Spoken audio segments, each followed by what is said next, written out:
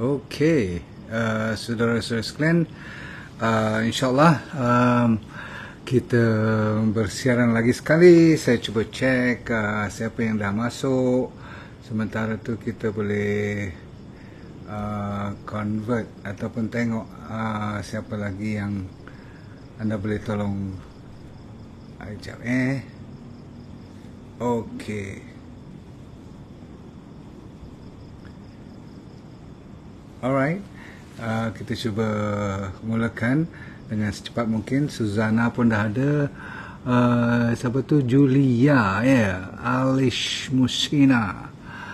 Alright, Afder, macam mana nak sebut tu? Suzana. Okey, Ida. Okey, baik. Bismillahirrahmanirrahim. Assalamualaikum warahmatullahi wabarakatuh. Topik yang agak serius dan penting dan paling utama sekali untuk orang lelaki. Sebab dia lebih ramai orang lelaki daripada orang perempuan yang kena. Namun orang perempuan pun dah sejak zaman moden ni pun berikut-ikutan dengan lelaki punya statistik. Hai, English Intensive Class. Okay, loud and clear. Alhamdulillah, kita cuba mulakan dengan topik yang bertajuk sakit jantung. Macam mana cara untuk kita vacuum ataupun kita bersihkan pembuluh darah. Mesti anda bayangkan kita ambil vacuum macam dalam rumah, pergi vacuum, taklah macam tu, betul tak? Ataupun bersihkan, tak adalah kita ambil penyapu ataupun gosok dalam pembuluh darah kita, betul tak? Tetapi konsep ataupun strategi yang saya nak gunakan pada malam ini adalah sesuatu yang telah pun dibuktikan melalui sains ataupun mereka yang telah mendapat manfaat setelah dicek balik melalui lab test, mereka ada banyak improvement. Faham tu? Maksudnya ada kebaikan. Jadi anda sekalian, kalau tak jaga betul-betul blood vessel ni, selalunya masalah yang paling utama ialah heart attack lah, betul tak?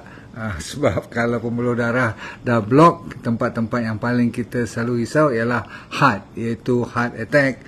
Nombor dua, kalau pergi ke bahagian, kalau pembuluh darah ni tak dicuci elok-elok, maksudnya banyak sangat plak. Tahu plak tak? Maksudnya yang lekat-lekat tu, selalu kita ceritakan menyalahkan cuma kolesterol saja, itu dah pun orang panggil outdated. Ada lagi kajian terbaru yang mengatakan ada benda lain yang perlu kita awasi. Dan kita boleh kena stroke pun. Tahu stroke? Bila dia block kat bahagian otak, dia mula stroke. Kalau dia block bahagian kidney, boleh sampai kidney failure. Faham tu? Of course, kalau dia block kat kaki, setengah orang sampai ada kes-kes yang macam diabetes tu, block bukan sebab diabetes tapi disebabkan oleh plak-plak ni, kan? Maka dia boleh sampai amputasi ataupun potong kaki. Anda pernah dengar ramai lelaki yang dah ada erectile dysfunction, yang Dr. Azam cerita tu, mati pucuk lah, mati putih lah, macam-macam, libido tak ada, semua tu ada kaitan dengan pembuluh darah, Dan bagi mereka yang tak mau kena Alzheimer's ataupun nyanyok ataupun pikun, bahasa mana pikun ni saya tak ingat dah, bahasa Indonesia ke atau bahasa Sarawak ke? Bukan, bahasa Indonesia kot. Okey, poor circulation, maksudnya sluggish peredaran darah kita, sehingga kadang-kadang kita dapat kebas-kebas dan badan sentiasa rasa letih, lesu, tak bermaya. Kadang-kadang mata tu puffy, maksudnya bengkak-bengkak mata. Kadang-kadang ada yang sampai bloat bahagian stomach. Ada yang dah confused, mental fog, maksudnya otak kita dah jadi blur. Baik. Punca utama, ada orang kata disebabkan oleh umur, faktor umur, lagi tua lagi menjadi-jadi. Tetapi sebenarnya zaman sekarang telah dibuat kajian umur 12, seawal umur 12 ke 14 tahun dah ada kajian, ada hampir 60% daripada mereka yang dah ada orang panggil himpunan atau akumulasi plak-plak awalan ni. Jadi dia ambil masa 10-20 tahun kemudian, tak heranlah sekarang umur 25-26 dah kena heart attack pun dah ada. Dulu 40 ke atas belum tentu nak kena, sekarang tak heran lagi dah. Tuan-tuan sekalian, you kena hati-hati. Salah satu sebab utama ialah, siapa tahu, ialah disebabkan oleh kalsium. jaga baik-baik. Tempat yang ada plug ni selalunya dia berkombinasi antara kalsium dengan protein, nama fibrin tu ada, dan kat sini nanti blood vessel atau pembuluh darah kalau tak dicuci, tak di vacuum elok-elok, dia akan jadi lebih keras, lagi lama lebih keras, lepas tu dia jadi orang kata apa, tak boleh fleksibel lah. Dan salah satu daripada punca kenapa boleh jadi heart attack sebenarnya ialah bukan sangat plug tu saja, tapi sebenarnya bila plug tu terlucut ataupun terlepas daripada pegangan dia tu, dia sampai ke pembuluh darah yang lebih kecil, tapi kalau dia sangkut ke bahagian jantung, dia kena heart attack. Dan selalunya disebabkan oleh pembekuan darah ataupun disebabkan oleh clotting. You pernah dengar perkataan seperti trombosis. Tak apalah, nama-nama ni buat pening kepala je. Tapi yang penting sekali, yang penting sekali ialah ramai orang sebenarnya tidak cukup vitamin K2. Dengar elok lagi, saya kata lagi sekali. K2 selalunya tak dipentingkan. Sebab apa? Sebab ramai orang yang lebih fokus kepada vitamin D3. Memang diperlukan sangat-sangat untuk memvacuum ataupun membersihkan pembuluh darah. Vitamin D3 wajib. Tetapi ramai orang bila main dengan D3, dia lupa vitamin K2. Yang ni saja yang you kena betul-betul ingat dari segi vitamin yang serius kekurangan dalam badan kita, iaitu vitamin D3, K2. K2 tu selalu orang tak ambil, dia asyik nak fokus vitamin D saja, sebab vitamin K2 ni lah yang membetulkan tempat letaknya kalsium. Sebab kalsium ni kalau tak betul tempat you letak, dia akan jadi orang panggil benih atau tempat berkumpulnya. Macam orang panggil macam magnet, dia akan tarik lagi tempat-tempat yang tak betul. Maksudnya kalsium ni tak sepatutnya letak kat tulang. Tulang tu baguslah kat dalam bone, tapi tak sepatutnya letak kat arteri-arteri ni, tempat-tempat seperti jantung, otak, liver, bawah pinggang. Dia mula sangkut. Itu yang bahaya sangat. Sebab tu sekarang ni zaman moden dah ada scan untuk scan kalsium. You punya kalsium score. Saya pun belum buat kalsium score ni sebab di Malaysia mungkin ada 2-3 tempat saja. Mahal pula tu. Tapi yang penting ialah kalau nanti saya cerita tentang kolesterol, LDL, HDL, kat situ pun you boleh kena atau tak boleh kena heart attack nanti. Baik, satu lagi, ingat saya cerita ni magnesium, ya. Nasib baik banyak makanan yang saya akan kupaskan kepada anda. Sebab kalau you dengar K2, D3, lepas tu magnesium, you pun pening kepala, betul tak? Mesti ada solusinya. Contoh, kalau saya suruh ambil vitamin C, semua ni mainkan peranan. Vitamin E pun diperlukan. Dan ujung-ujung sekali ialah omega 3. Omega 3 wajib. Sama dengan D3, dua-dua ni wajib, tapi K2 adalah pembawa resmi supaya kalsium tu tidak orang kata apa, bertumpuk-tumpuk nanti melekat jadi plak yang berlebihan. Baik, sebenarnya yang paling orang kata apa, tidak dikenali atau lambat orang tahu kenapa plak ni ataupun lekatan-lekatan ni susah nak di vacuum, susah untuk nak dibuang atau dinyahkan ataupun dibersihkan, ialah sebab apa? Sebab body kita sentiasa dalam keadaan inflamasi. So, dengar lagi sekali, inflamasi adalah sebenarnya punca asal usul kenapa aterosklerosis ni berlaku. Kalau anda bayangkan pembuluh darah, bulat macam tu, okey. Dia ada orang kata lapisan dalam nama intima. Lepas tu dia ada lapisan medial, maksudnya tengah. Antara tengah dengan dalam tu, kat situlah dia suka selit.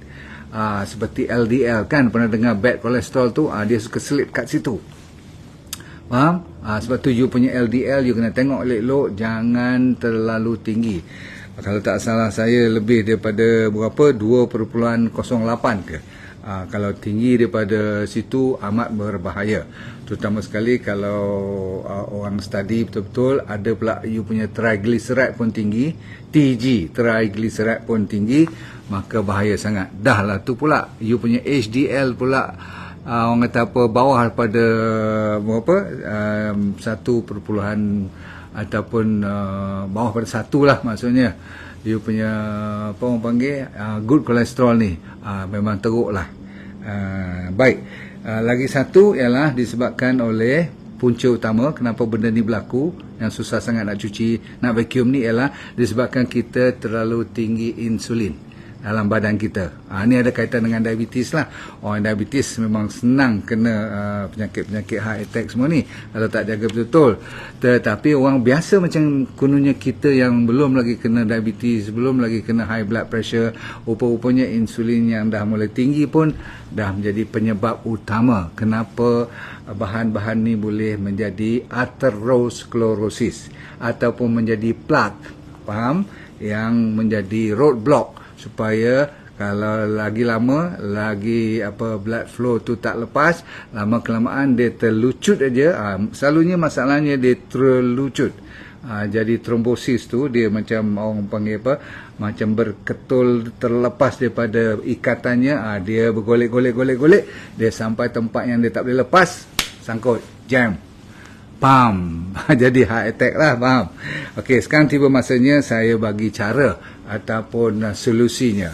Okey, nombor satu, mula-mula sekali you kena betulkan you punya vitamin D3, omega 3. Tahu omega 3 yang famous daripada minyak ikan tu, kalau tak boleh ambil sachainchi oil, memang dah terkenal.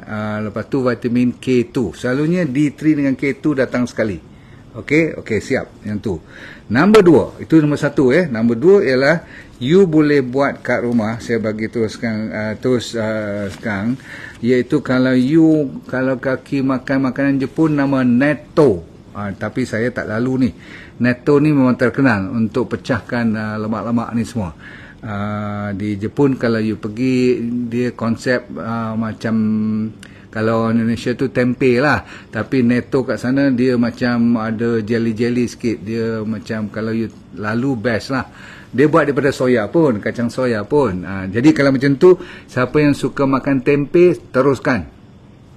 Terutama sekali di Indonesia, selalu saya digalakkan orang yang jual tu kata, bapak ambil yang tidak digoreng, mau enggak? Tapi udah direbus. Kalau you boleh lalu makan yang belum lagi digoreng, yang dah direbus tu, yang tu boleh makan, yang tu yang terbaik sebenarnya, yang telah orang kata jadi inilah fermented ataupun telah diperam, faham? Macam kopok leko yang belum digoreng, faham tak? Yang itu yang direbus tu amat terbaik sebenarnya. So balik pada cerita tempe tadi, banyakkan anda makan fermented soya bean, berarti kalau kita tu tempe, tahu yang organik lah, yang the best. Lepas tu kalau ada siapa yang suka wheatgrass, pernah dengar wheatgrass? Zaman dulu bila you boleh buat jus dia, wheatgrass tu ambil lebih kurang 30 ml cukup. Setiap hari kalau you tinggi sangat you punya kolesterol ataupun tinggi sangat you punya inilah, takutnya kena heart attack, kalau doktor kata jantung pun dah mula lemah, ambil setiap hari satu gelas kecil 30 ml wheatgrass juice. You blend dia, you juicekan dia. Ingat jus untuk wheatgrass. Tapi setengah orang tak tahan, minum sikit-sikit dulu sebab dia tendang naik ke kepala, boleh pening tau, jaga baik.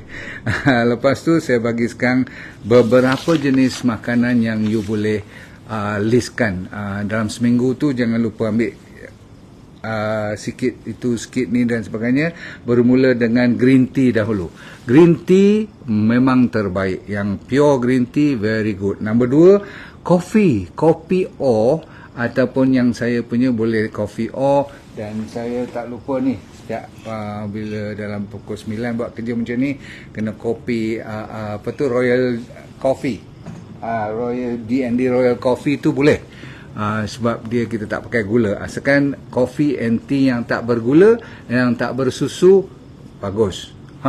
Heran padahal orang takat green tea orang faham lah, tapi kebelakangan ni kopi o is one of the best. Sama juga dengan apple cider vinegar. Pernah dengar kan? So ambil yang dengan ibu dia tu, you ambil 1 sudu atau 2 sudu, campur dengan air, dilute dia betul-betul, minum sehari 2 kali pun tak apa. Kalau boleh perut kosong dahulu sebelum makan. Saya ulang, sebelum makan. Alright. Seterusnya, flaxseed. Pernah dengar flaxseed? Ada jual ke kedai-kedai organik. Lepas tu nuts and seeds. tiba masanya you galakkan diri you genggam atau 2 genggam tukar-tukar kacang ataupun bijirin ni, seperti yang paling popular untuk jantung dan untuk pembuluh darah ialah walnut. Ya, nombor 2 terkenal yang disinarakan top walnut, nombor 1, nombor 2 almond, nombor 3 chestnut. Jangan main-main dengan chestnut tau. Tahu tak buah berangan? Kita ingatkan alah tepi jalan je kan. Lain kali kalau nampak je, kalau dia tak terbakar sangat, yang masih nampak cantik tu, of course lah buah kulit dia kan, ambil chestnut ataupun orang panggil apa, buah berangan. Lepas tu ambil hazelnut, lepas tu ambil Brazil nut. So 5 nut ni, saya ulang lagi sekali, walnut, almond, chestnut dan hazelnut dan Brazil nut. Pernah dengar semua kan? You jadikan ni sebagai jajan you lah, makan lah, relax-relax ke, you know. Tapi yang penting seterusnya, jadikan ni sebagai seminggu 2 kali ke 3 kali mesti ada beetroot dalam diet you. Beetroot, yang beet dia tu, okay, maksudnya ubi dia tu, okay. Sebab terkenal sangat beetroot ada kaitan dengan pembuluh darah, sebab tu Tuhan jadikan beetroot pemerah. Ni semua kena fikir, tafakur. Bila kena beetroot, dia buka you punya pembuluh darah dengan menggunakan dia punya gas namanya nitric oxide. You pernah dengar kan? Nitric oxide merelaxkan blood vessel, jadi blood flow. Lepas tu beans, semua jenis beans boleh, termasuk saya selalu kata kidney beans, you know, red bean, lima bean, pintu, macam-macam lah nama beans ni kan. Tapi selalunya beans dengan legumes, maksudnya kacang-kacang panjang, you know. Kalau you rajin ambil, termasuklah kacang bende ke, asalkan ada konsep kacang ni, kacang yang boleh kita kalau rebus sedikit dah boleh makan tu, kira cun. Nak buat ulam pun best. Okey, terkenal dia mengurangkan inflamasi dan mengurangkan platelet formation. Sebab platelet juga boleh menyebabkan bahagian atherosclerosis tu, plak tu, senang blood clot nanti. Tahu blood clot? Pembekuan darah. Seterusnya, jangan terlalu, selalu saya kata, jangan terlalu galakkan diri you makan bahan yang bergoreng dengan minyak yang dah recycle.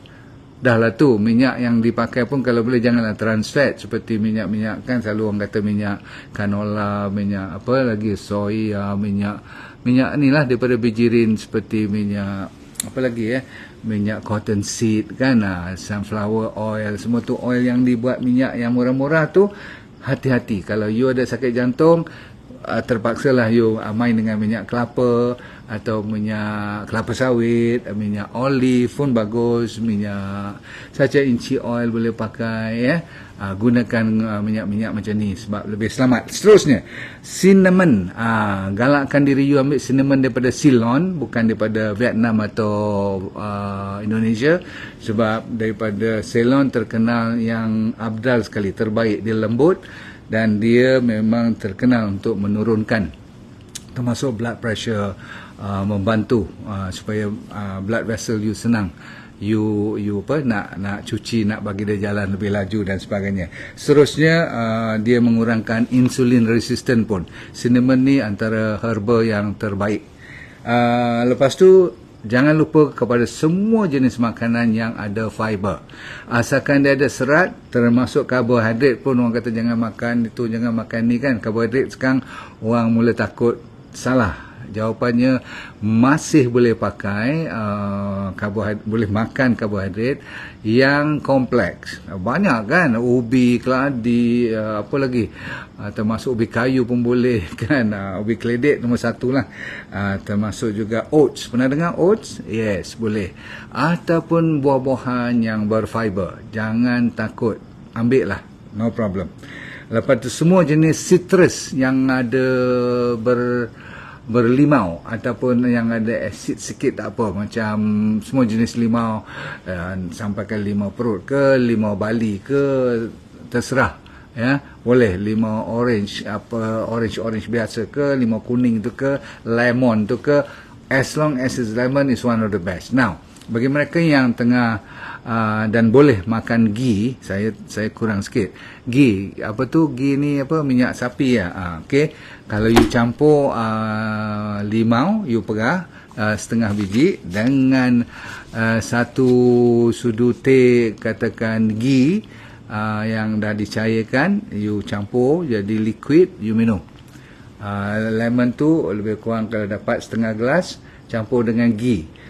Terkenal untuk orang-orang India, dia faham ni secret untuk dia orang cuci blood vessel, betul?